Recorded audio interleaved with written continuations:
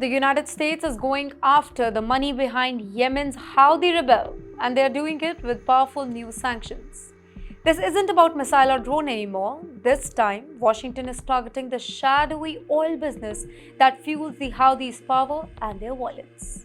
On Tuesday, the US Treasury Department announced fresh sanctions on 2 individuals and 5 companies linked to the Houthis. These aren't just small-time players, by the way. These are some of the biggest names in Yemen's oil smuggling game. According to the US officials, they have been helping the Houthis launder money, smuggle oil, and tap into the international banking system, despite being under heavy sanctions. The question is, why is this such a big deal? It is a big deal because oil is power. We all know that. In war-torn Yemen, selling petroleum means funding rockets, weapons, and conflicts.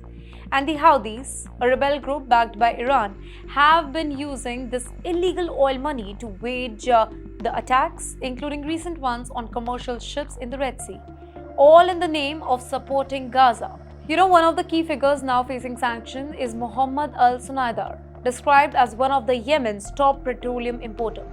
The US says that he and his companies were actually involved in funneling millions of dollars, including $12 million deal, straight into the Houthis' pocket. That's not just business, that's terror financing, plain and simple. The US now drawing a hard line. According to the Treasury's Deputy Secretary, Michael, these shadow networks are part of what he calls the Houthi terrorist machine. And Washington is promising to use every tool that is available to shut them down. Let's not forget the bigger picture here.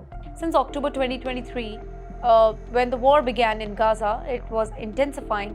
The Houthis have been launching attacks on ships in the Red Sea, one of the busiest trade routes, claiming that it's to show solidarity with Palestinians. But you know what? In reality, these attacks have disrupted global shipping, endangered civilian crew, and dragged Yemen into deeper chaos. And that's why in January 2024, the US redesignated the Houthis as a foreign terrorist organization.